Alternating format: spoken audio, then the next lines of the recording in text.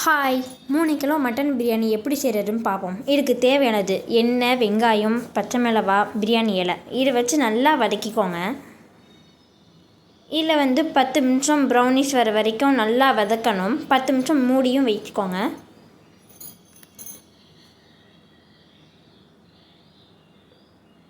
பாருங்கள், நல்லா ப்ரௌனிஷ் ஆயிடுச்சு.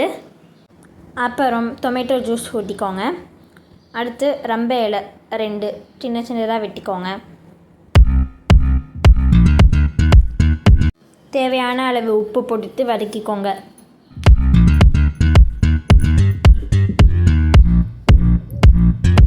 அடுத்து மல்லிகை புதினா போட்டுக்கோங்க.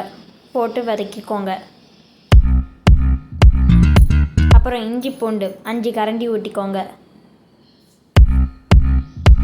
நல்லா வதக்கிக்கோங்க. 2 பாக்கெட் தயிர் ஊற்றிக்கோங்க.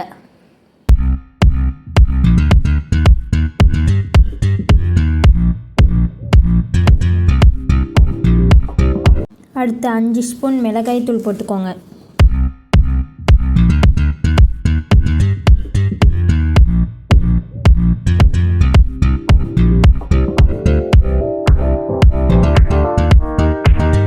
எண்ணெய் பிரிஞ்ச பிறகு அடுத்து மட்டன் போட்டுக்கோங்க.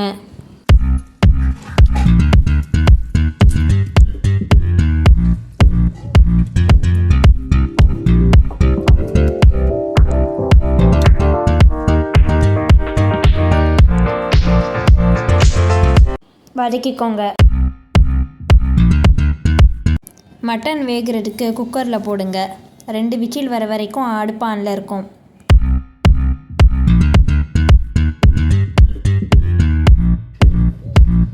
அஞ்சு கப் தண்ணி ஊற்றிக்கோங்க.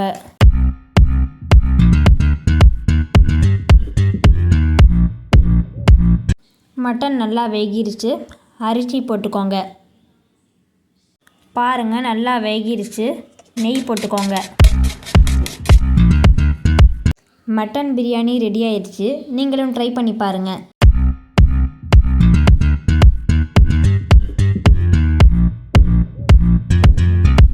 பிரியாணியை டேஸ்ட் பண்ணி பார்ப்போம்.